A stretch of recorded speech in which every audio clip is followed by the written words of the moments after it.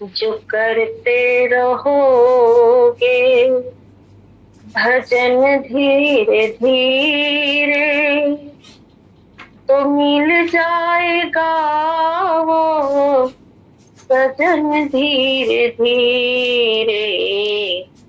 जो करते रहोगे भजन धीरे धीरे तो मिल जाएगा वो सजन धीरे धीरे। कोई काम दुनिया में मुश्किल नहीं है, कोई काम दुनिया में मुश्किल नहीं है, कोई काम दुनिया में मुश्किल नहीं है। जो करते रहोगे यतन धीरे धीरे कोई काम दुनिया में मुश्किल नहीं है। जो करते रहोगे यतन धीरे धीरे, जो करते रहोगे भजन धीरे धीरे तो मिल जाएगा वो सजन धीरे धीरे। जो करते रहोगे भजन धीरे धीरे। अगर उनसे मिलने की दिल में तमन्ना, अगर उनसे मिलने की दिल में तमन्ना, अगर उनसे मिलने की दिल में तमन्ना, दिल में तमन्ना करो हरिश करो शुद्ध अंतःकरण धीरे धीरे। अगर प्रभु से मिलने की दिल में तमन्ना, अगर हरि से मिलने की दिल में तमन्ना करो शुद्ध अंतःकरण धीरे धीरे। अगर जो करते रहोगे भजन धीरे धीरे तो मिल जाएगा वो सजन धीरे धीरे।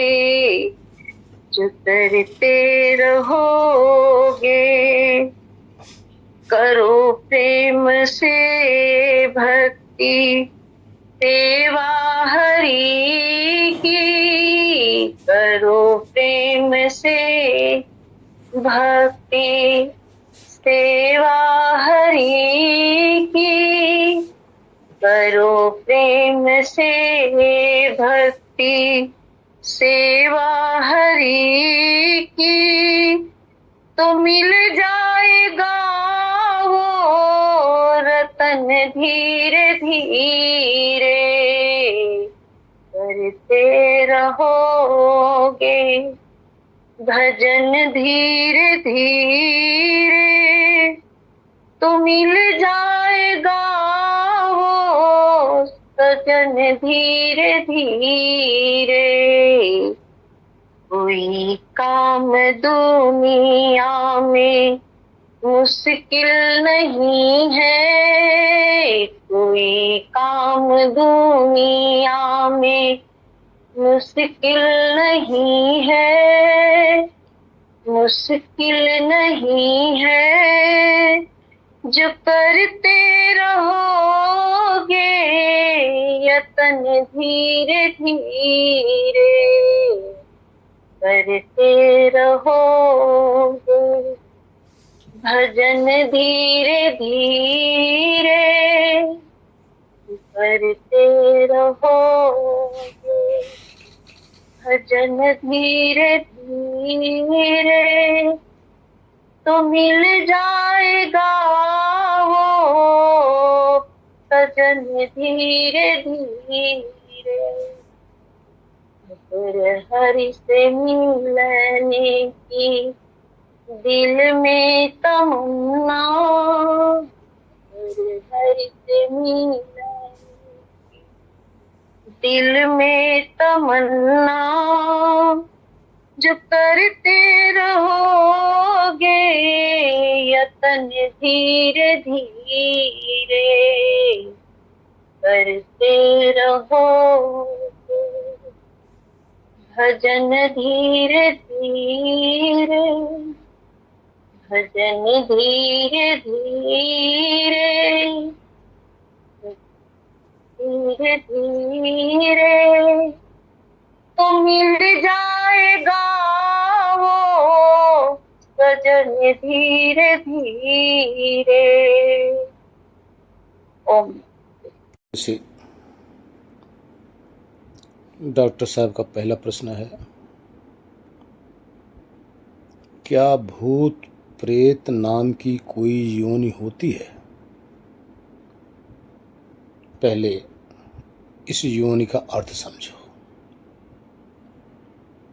योनि का अर्थ होता है जहाँ से देह निष्कासन का एक साधन है, जहाँ से देह निकलकर संसार में जन्म लेती है, उस निष्कासन के साधन का नाम योनि है। 84 लाख योनियां जितनी भी कही गई हैं, वो साधन के द्वारा ही देह धारण करती है। अब रही वेदों के अनुसार, वेद के अंदर भूत शब्द आता है, भूत, लेकिन वो भूत जिस तरह से आज लोगों ने उसका अर्थ का अनर्थ किया हुआ है, ये अर्थ वहाँ नहीं बताया गया है। वहाँ पे 2 प्रकार के भूत बताए गए हैं, 2 प्रकार के। एक तो भूत बताया गया है काल को, जो गुजर गया है। वेद के अंदर जो गुजरा हुआ समय है उसको भूत काल कहा गया है। ध्यान रखना, भूत काल, काल का अर्थ होता है समय, भूत का अर्थ होता है गुजरा हुआ, पुराना। दूसरा भूत का अर्थ बताया गया है, 5 भौतिक तत्व को भूत बताया गया है। भौतिक को ही भूत कहा गया है। 5 जो भौतिक तत्व हैं, इनको ही भूत कहा गया है। और काल को, गुजरे हुए काल को भूत काल कहा गया है। ऐसा कोई योनि नहीं है जो लोगों की कल्पनाएं हैं, लोगों के अपने विचार हैं कि प्राणी जब इंसान मरता है तो भटकता रहता है, तो उसको भूत बोलते हैं। लेकिन कभी ये नहीं कहा कि 84 लाख योनियों के अंदर जो मरता है वो सब भूत होते हैं। तो मनुष्य को ही भूत क्यों बनाया गया? क्योंकि इंसान मनुष्य से ही डरता है और मनुष्य को ही भूत बना दिया। ऐसा यथार्थ नहीं है, क्योंकि प्राण निकलते ही, इस शरीर से निकलते ही आत्मा सूक्ष्म शरीर से घिरा हुआ दूसरे जीवन की तैयारी उसकी शुरू हो जाती है। उसके बाद उसको यहाँ के विषय में कुछ ज्ञान नहीं होता। इसलिए ये ऐसा संभव नहीं है। दूसरा नंबर, प्रेत शब्द आपने कहा। वेदों के अंदर प्रेत को, जिसको आज हम आप लाश कहते हैं, उसको वेदों के अंदर प्रेत कहा गया है। प्रेत का अर्थ होता है जिसके अंदर से आत्मा निकल गई, उस डेड बॉडी को प्रेत कहते हैं। बाकी बहुत सी कल्पनाएं हैं। अब इस पे थोड़ा और विचार किया जाए। अब देखिए, हम परमात्मा ने हमारी समस्त इंद्रियों को, पांचों ज्ञान इंद्रिय, पांचों कर्म इंद्रिय,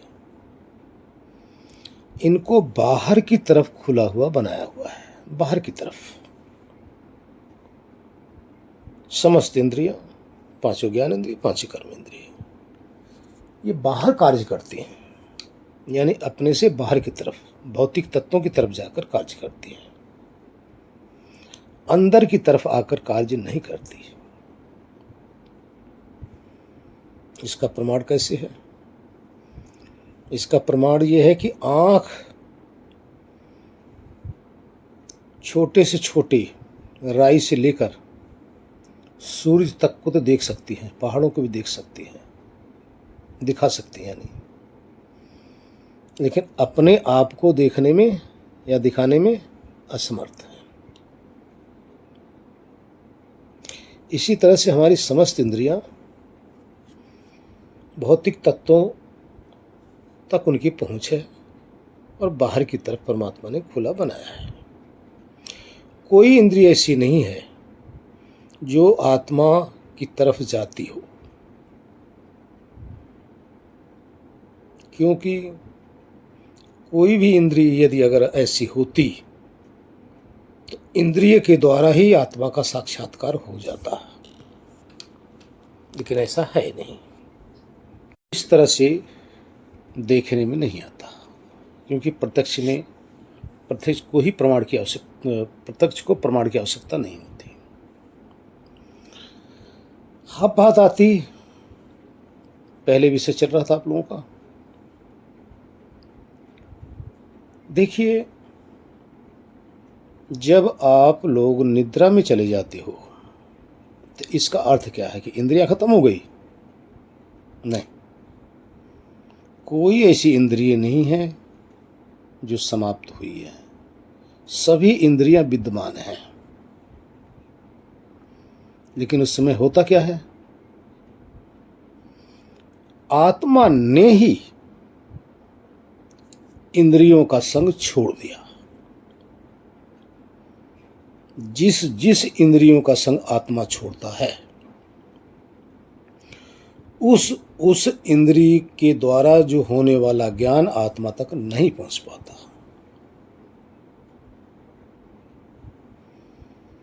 जब समस्त इंद्रियों से विरक्त हो जाता है आत्मा, समस्त बाह्य इंद्रियों से, बहुत बार बताया गया, फिर भी मैं रिपीट कर रहा हूं, समस्त इंद्रियों से, बाह्य इंद्रियों से जब विरक्त होता है तब ही मन में जाता है, तभी मन के अंदर जो संस्कार रूप में आपके अंदर विराजमान है उसको देखता है। लेकिन जब इसको भी त्याग देता है, आगे जब जाता है, तो जिसको आप निद्रा कह रहे हो, तब उस निद्रा के अंदर, तमोगुण के अंदर विराजमान रहता है, तब उस अज्ञान को देखता रहता है।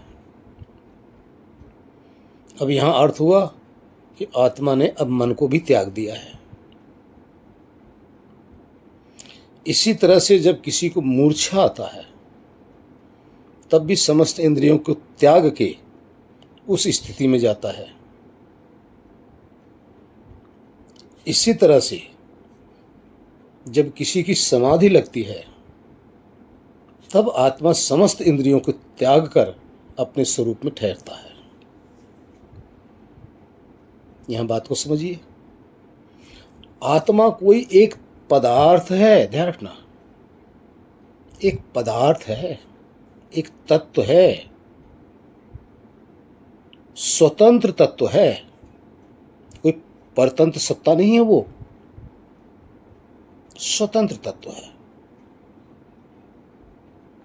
जो शक्तिमान है, जो शक्ति रूप में है, साथ में अनुभव करता है, ज्ञान स्वरूप सत्ता है, जानने वाला है,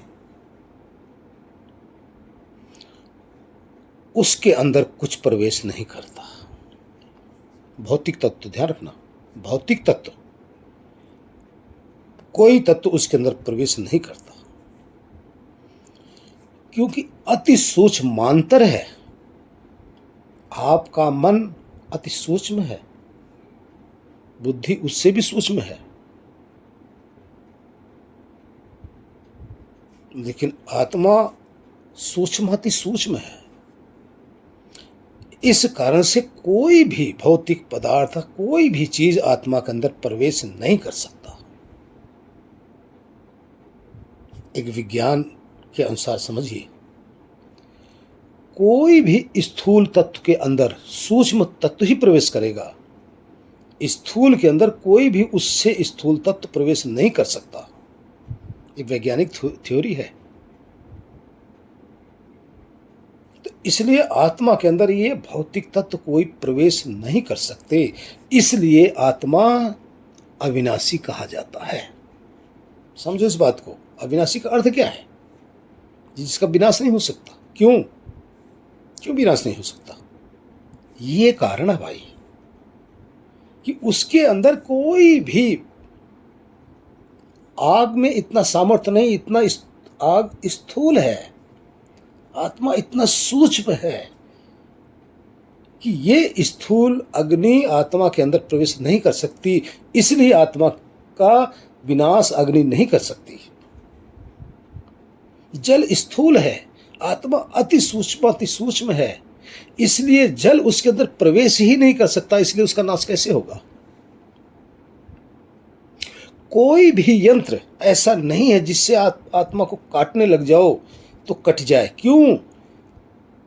आपका जितना भी कोई भी औजार आप लेंगे, उसका धार होगी ना, उस धार से भी लाखों करोड़ों गुना अति सूक्ष्म है, तो धार उसमें प्रवेश कैसे करेगी?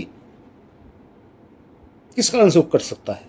इसलिए उसको अविनाशी कहा गया है। और वही सत्ता सत्य भी है, और वही सत्ता इन इंद्रियों के संग लगती है, और वही सत्ता जो हमारी इंद्रियों को परमात्मा ने बाहर को खोला हुआ है, इन इंद्रियों के थ्रू जानती है। अब आगे देखिए,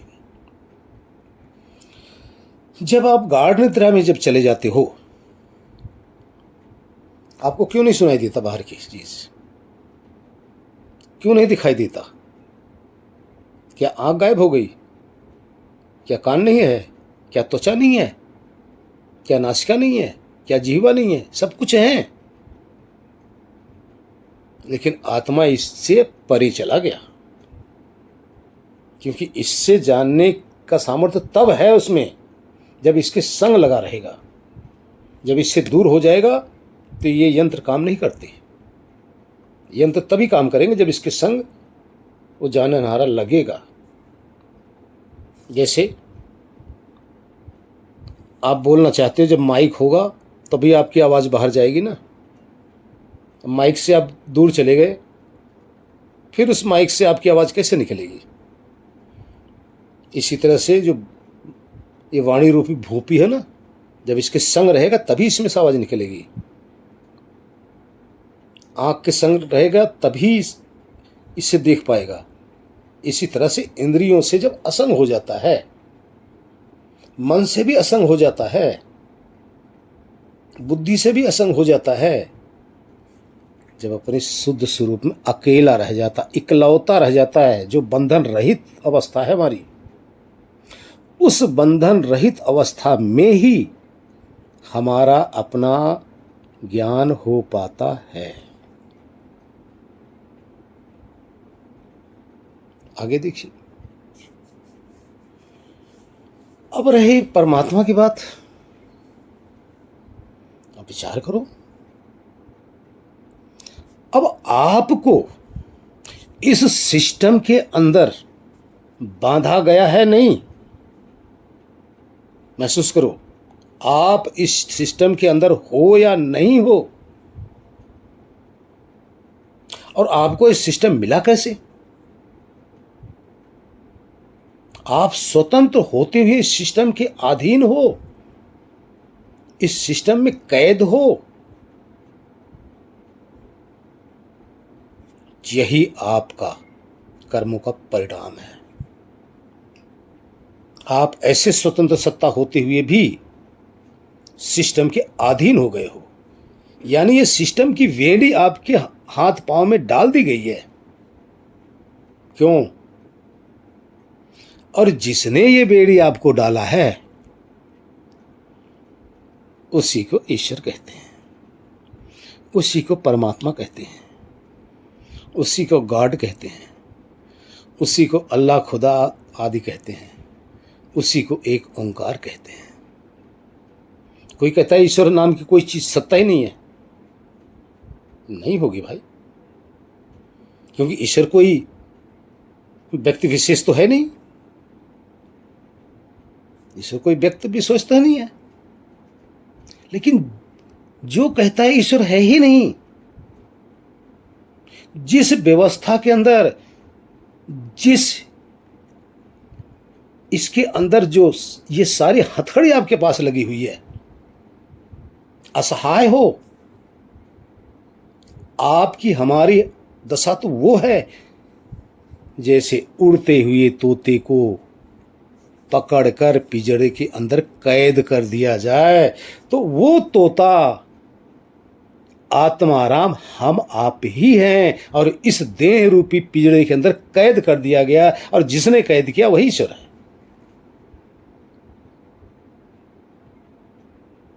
इस कैद खाने में सारे हो कि नहीं? और ऐसी कैद ना ये लोहे का है, ना सोने का है, ना पीतल का है, ना स्टील का है, ना ये पत्थर अकेले का है। ऐसी कैद जिसके अंदर करोड़ों नस नाड़ी, और उसके अंदर रक्त का संचार, वायु का, ऑक्सीजन का संचार, सब कुछ चल रहा है, और असंख्य इसके अंदर यंत्र लगाए गए हैं। इस यंत्र को लगाकर ऐसा मकान बनाकर एक स्वतंत्र तोते को, आत्मा रूपी तोते को इस परतंत्र देह रूपी पिंजरे में कैद कर दिया गया। क्यों? हमारे गुनाहों के कारण से। ध्यान रखना, अगर गुनाह न किए होते तो इस कैद में ना आते। ये जो हमें कैद कर रखा है उसी का नाम ईश्वर है, वही परमात्मा है। ध्यान रहे, वो एक है और हम सब असंख्य हैं। हम सब असंख्य को एक ने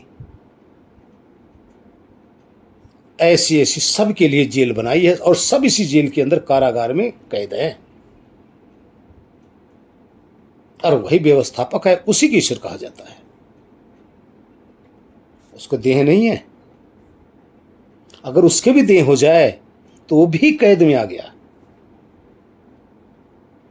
इसलिए उसके देह नहीं है, वो तो शक्ति स्वरूप में है।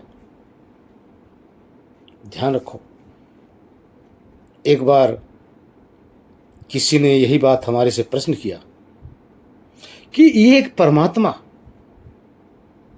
सबके कर्मों को जानता है, कितनी डायरी उसके पास होगी? तो परमात्मा कहाँ रहता है? विचार करो, जिस देह में आप हो, हम सब हैं, उसी देह में वो परमात्मा विद्यमान है। वो इस देह का, इस पिंजरे का इंजीनियर ही है। वो अंदर बैठकर अपनी इंजीनियरिंग कर रहा है और साथ साथ हमारे आपके कर्मों को लाखों आंखों से देख भी रहा है। हकीकत उसको आंख की जरूरत नहीं है। जैसे आप हम अगर मुक्त हो जाते हैं तो बिना आंख से सारी सृष्टि हम देख सकते हैं। अगर हम आप इस देह से मुक्त हो जाते हैं, इस पिंजरे से, इस कैद खाने से, तो बिना पांव के सारा ब्रह्मांड नाप सकते इस क्षण में। वो शक्ति हम हैं। वेदों में तो ऐसा तक बताया गया है कि जब मुक्त आत्मा जब पुत्र की कामना करती है तो उसके इर्द गिर्द पुत्र ही पुत्र का अनुभव करने लग जाता है।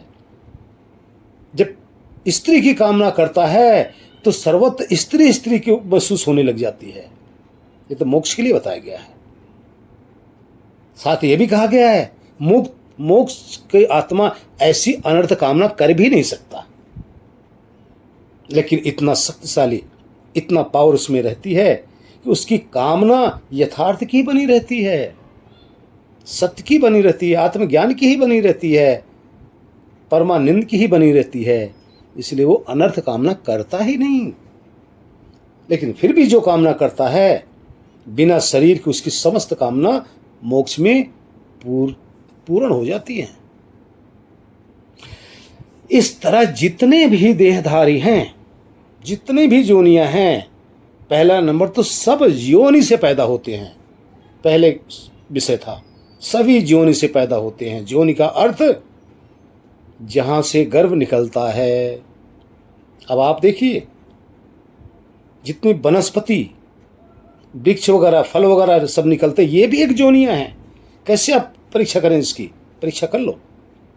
एक जो दाना होता है उसके अंदर नर मादा दोनों होते हैं। जब वो अंकुर लेने लग जाता है तो वही बीज दो भागों में बंट जाता है, और जो वृक्ष अंकुरित होता है दोनों भाग से वो जुड़ा होता है। अब वो योनि है, अर्थात उस अन्न के अंदर वो सामर्थ्य है। इस पे ज्यादा विचार नहीं करेंगे। तो कहने का तात्पर्य यह है कि परमात्मा ईश्वर की गोद में हमें जाना है। हमारे से सूक्ष्म, अर्थात आत्मा से भी सूक्ष्म, अति सूक्ष्मांतर एक ईश्वर के सिवा दूसरा कोई नहीं है। जो ईश्वरी सत्ता सबके अंदर ओतप्रोत है, अर्थात आप आत्मा में भी ओतप्रोत है। ध्यान रखो, आत्मा में भी। और कोई ऐसा सत्ता है नहीं कि जो कि आत्मा के अंदर प्रवेश कर सके, क्योंकि सब स्थूल है। लेकिन ईश्वर आत्मा के अंदर बाहर सर्वत्र ओतप्रोत है। क्यों?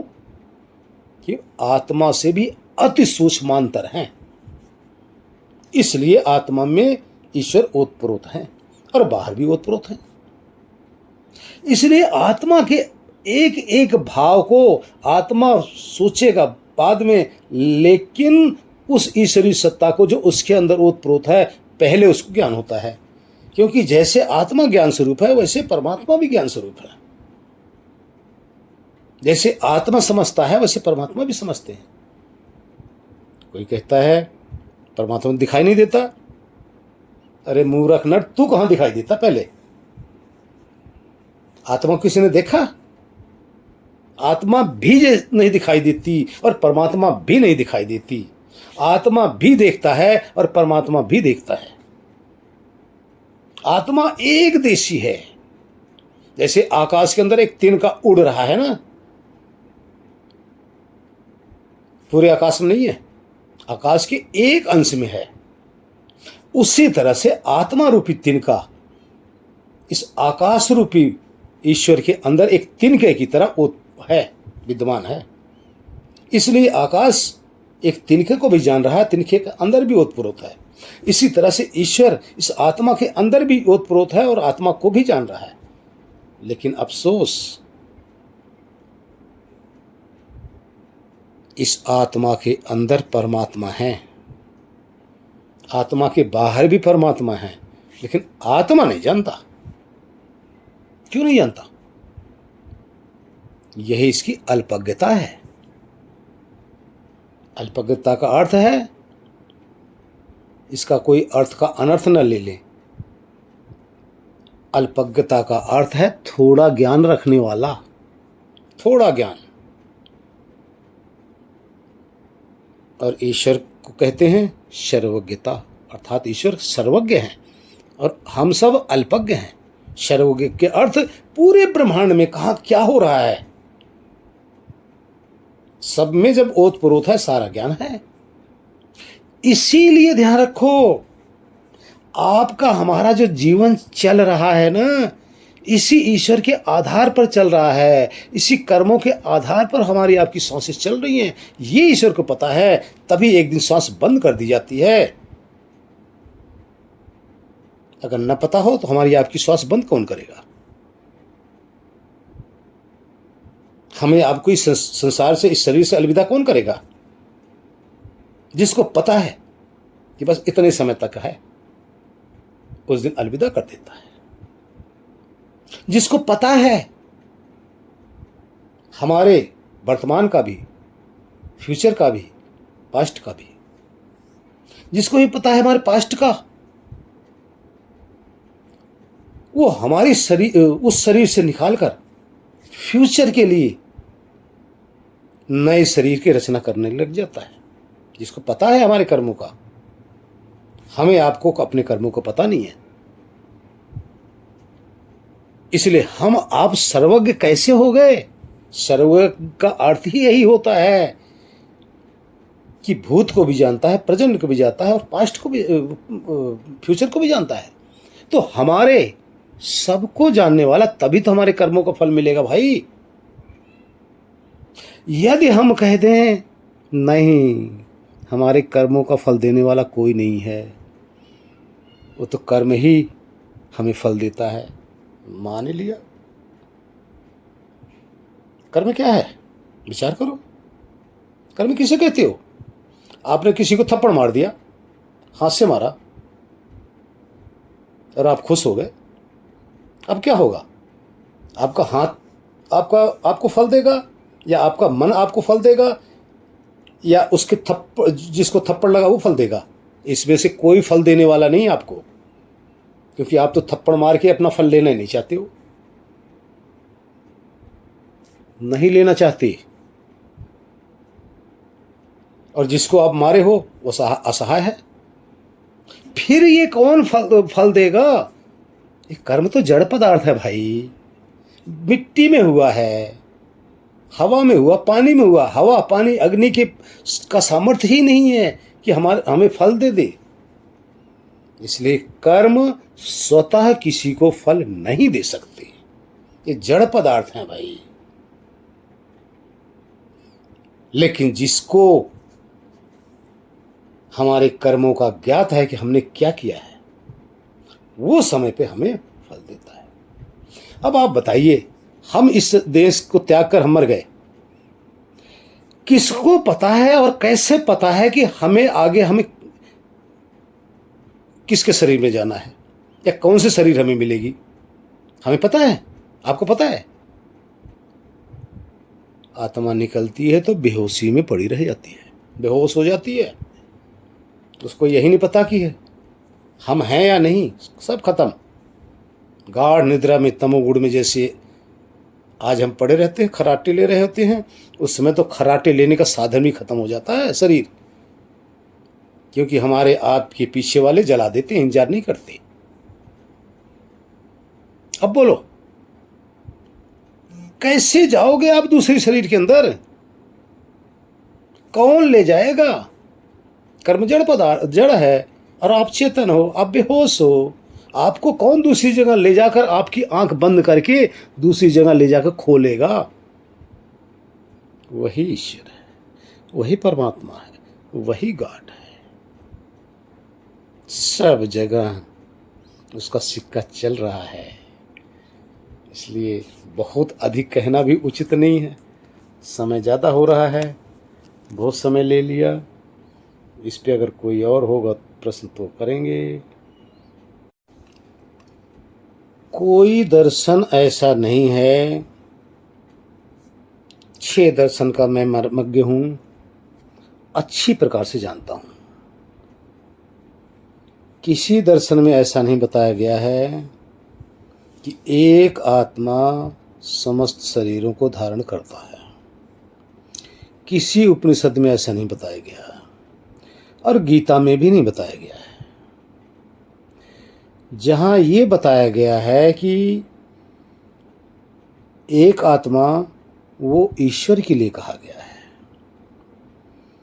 उपनिषदों के अंदर आत्मा शब्द कहकर हमें भी संबोधित किया गया है और ईश्वर के लिए भी कहा गया है। अब यही विचार चल रहा था कि हम जितनी भी आत्माएं हैं, ध्यान रखना, जितने भी, हम एक नहीं हैं। जहां एक वर्ड आया है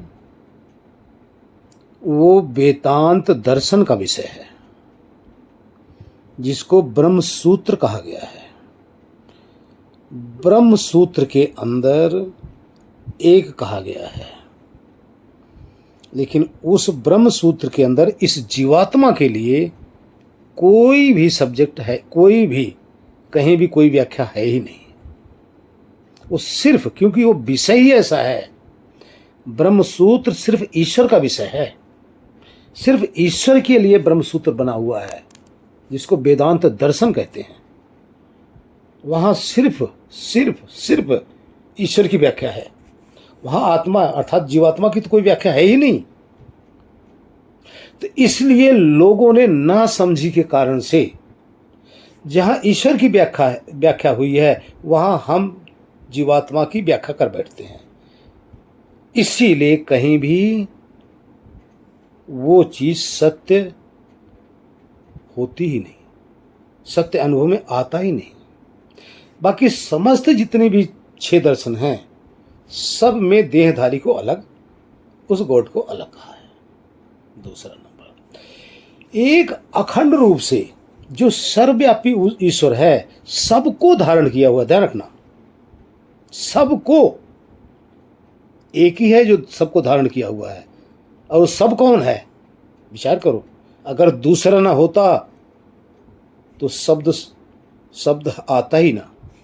दूसरे का अर्थ, हम समस्त जीवात्माओं को, समस्त देहधारियों को धारण किया हुआ कौन? एक ने। जड़ को भी धारण किया हुआ है, चेतन को भी धारण किया हुआ है। वो एक ही है, जैसे आकाश एक ही है, दो नहीं है। लेकिन समस्त लोक लोकांतर को आकाश ने धारण किया हुआ है। समस्त पृथ्वी, सूरज, चांद, तारे, सबको धारण किया हुआ है। इसी तरह से एक ही ईश्वर ने हम समस्त 84 लाख जोनियों को भी और समस्त लोक लोकांतर को भी धारण किया हुआ है। और सब में ओतप्रोत है, और वो चेतन है। ध्यान, आकाश तो जड़ है, आकाश को ज्ञान नहीं है, लेकिन वो तो आकाश को भी धारण किया हुआ है। और सब उसी में से, ध्यान रखना, सब उसी में से आते हैं और उसी में समा जाते हैं। गीता में भी दिखाया गया ना कि सब हमारे भी से पैदा हो रहे हैं और सब हमारे भी समा जा रहे हैं। क्या है ये? इसका भी अर्थ यही है, सब क्या, जैसे आकाश में सारी जितनी भी लाशें जब जलाई जाती है ना, कहाँ जाती है? आकाश के अंदर जाता ना। और जितने देहधारी पैदा हो रहे कहाँ से आते हैं? इस आकाश के अंदर ना। आकाश के अंदर न्यूट्रॉन, प्रोटॉन, इलेक्ट्रॉन सारे समा जाते हैं। और देह जब जलाई जाती है तो आग भी, पानी भी, हवा भी जो शरीर के अंदर होती है, सब आकाश में लीन हो जाता है।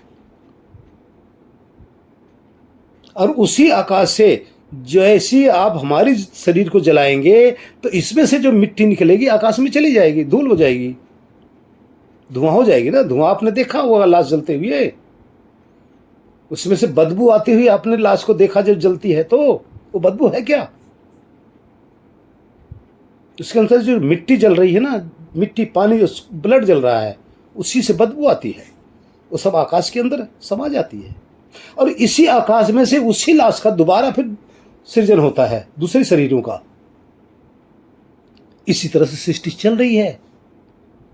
जैसे आकाश में सारे ये भौतिक तत्व समाते हैं, वैसे उस परमात्मा के अंदर सारे चेतन तत्व समाते हैं। लेकिन ध्यान रहे, चेतन तत्व उस परमात्मा में समा तो जरूर जाते हैं, अर्थात उसी में विचरण जरूर करते हैं, लेकिन जो मोक्ष का अधिकारी नहीं है वो सूक्ष्म शरीर के द्वारा जाता है, बेहोशी में जाता है, इसलिए उसको कुछ पता नहीं होता। लेकिन जो मोक्ष का अधिकारी हो जाता है, जो जीते जी मोक्ष का अनुभव करता रहता है, वो इस सूक्ष्म शरीर को भी त्याग देता है, तो उसको निद्रा कहां से आए? विचार करो, निद्रा है क्या? जो कारण शरीर, जिसको कहा गया है अज्ञान दशा, सूक्ष्म शरीर में भी जाके सोया रहता है, वही तमोगुण है, अज्ञान दशा है। अब जब जिसने इस सूक्ष्म शरीर को भी त्याग दिया, यहीं स्थूल को तो त्यागा, सूक्ष्म को भी यहीं त्याग दिया, उसको निद्रा कैसे आएगी भाई? क्योंकि निद्रा लाने वाली चीज ही कुछ नहीं उसके पास। अब तो चैतन्य है, होश स्वरूप है, ज्ञान स्वरूप है। अब उसमें अज्ञानता आए कैसे? अरे अज्ञानता तो तमोगुण के कारण से आती थी इसको। अब तमोगुण से लाखों कोसों दूर हो गई, तब तो तमोगुण उसमें आ ही नहीं सकता। अब तो जैसा था वैसा रह गया। यही समाधि है और यही मोक्ष है। इसलिए कोई ऐसा ईश्वर नहीं है, कोई ऐसा आत्मा नहीं है जो समस्त शरीर में एक साथ शरीर ही रहे। ध्यान रखना, शरीर ही रहे। समस्त शरीरों में जो ओतप्रोत हो वो एक ईश्वर है, वो देह धारण नहीं करता, लेकिन वो सबको देह धारण कराता है। यहां गौर कर लेना, जो आत्मा है, जो परमात्मा है, जो ईश्वर है, वो देह धारण नहीं करता, लेकिन सभी आत्माओं का, सभी जीव आत्माओं को देह धारण कराता है। और जो देह धारण कराता है वो गॉड नहीं है, वो ईश्वर नहीं है, वो अल्पज्ञ है, अल्प शक्ति वाला है। अपने कर्मों को भोगने के लिए देह धारण करना पड़ रहा है। विचार करो, जो देह धारण करता है वो अल्पज्ञ और अपने कर्मों को भोगने के लिए धारण करता है, और जो देह धारण कराता है वो सर्वशक्तिमान होने के कारण से इसके कर्मों को जानता है, इसलिए कर्मों के अनुसार इसको देह देनी पड़ती है। वो ईश्वर है, परमात्मा है, गॉड है। जिससे लंबा हो रहा है, एक भजन सुनते हैं, फिर आप लोग ध्यान करने बैठ जाओ। भजन है, पीले रे अवधू हो मत वाला, पीले रे अवधू हो मत वाला, प्याला प्रेम हरी रस का। पीले रे अवधू हो मत वाला, प्याला प्रेम हरी रस का। अरे पाप पुण्य दो भुगतन आए, कौन तेरा है तू किसका। पाप पुण्य दो भुगतन आए, कौन तेरा है तू किसका। पीले रे अवधू हो मत वाला, प्याला प्रेम हरी रस का। जो दम जीवे हर गुण गाले, धन जौवन सपना निशिका। जो दम जीवे हरि गुण गाले, धन जौवन सपना निशिका। पीले रे अवधू हो मत वाला, प्याला प्रेम हरि रस का। बाल अवस्था खेल गंवाई, तरुण भया नारी बस का। बाल अवस्था खेल गंवाई, तरुण भया नारी बस का। पाप पुण्य दो भुगतन आए, कौन तेरा है तू किसका। वृद्ध भया कफ वायु ने घेरा, खाट पड़ा न जाए खिसका। वृद्ध भया कफ वायु ने घेरा, खाट पड़ा न जाए खिसका। पी ले रे अवधू हो मतवाला, प्याला प्रेम हरि रस का। नाभि कमल में है कस्तूरी, कैसे भरम मिटे पशु का। नाभि कमल में है कस्तूरी, कैसे भरम मिटे पशु का। अरे बिन सतगुरु ऐसे दुख पावे, जैसे मृगा फिरे बन का।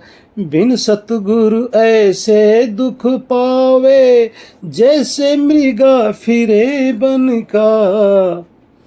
पीले रे अवधू हो मतवाला, प्याला प्रेम हरि रस का।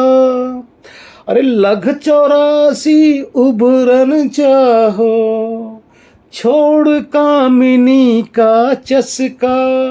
लख और 84 उबरन चाहो, छोड़ कामिनी का चस्का। अरे प्रेम मगन हरिदास कहते हैं, सब जग रूप भरा विष का। प्रेम मगन हरिदास कहते हैं, सब जग रूप भरा विष का। पीले अवधू हो मतवाला, प्याला प्रेम हरि रस का। पाप पुण्य दो भुगतन आए, कौन तेरा है तू किसका। पीले रे अवधू हो मतवाला, प्याला प्रेम हरि रस का। प्याला प्रेम हरि रस का। प्रभु के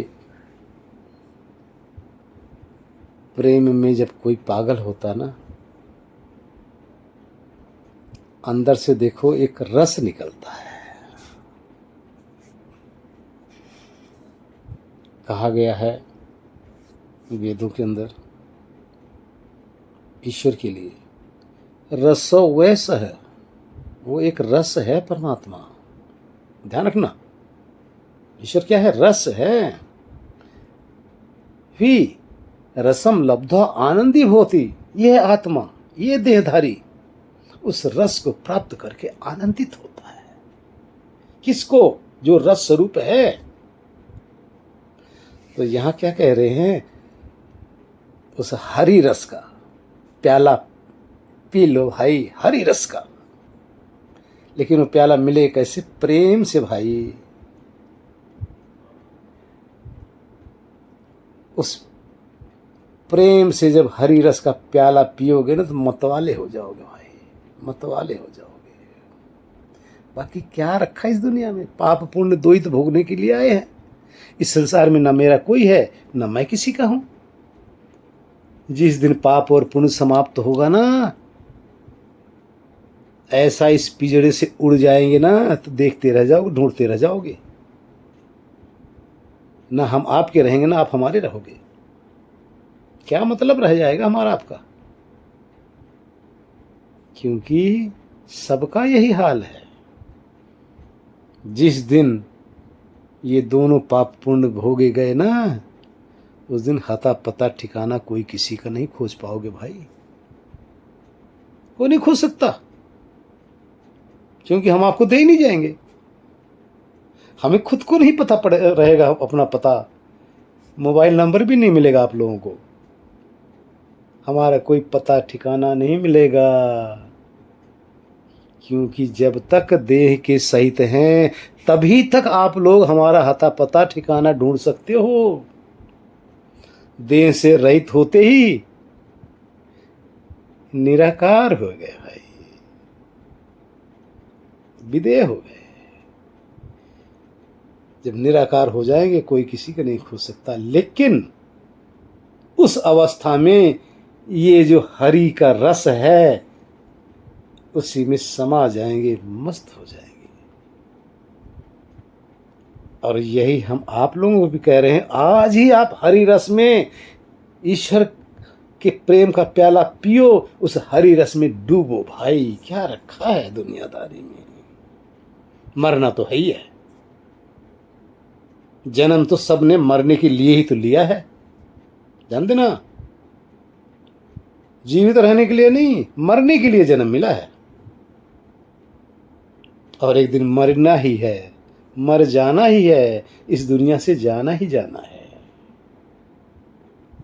इसलिए सोचो भाई, सोचो, विचार करो, उचित हो तो कर लो, अनुचित लगे तो त्याग दो भाई। अगर ये अच्छा लगता तो आपका, अगर आपको तकलीफ लगती या किसी भी प्रकार का आपको अनुचित लगता है तो मेरा है, वापस कर देना। हरिओम, शांति शांति शांति। ओम हरिओम।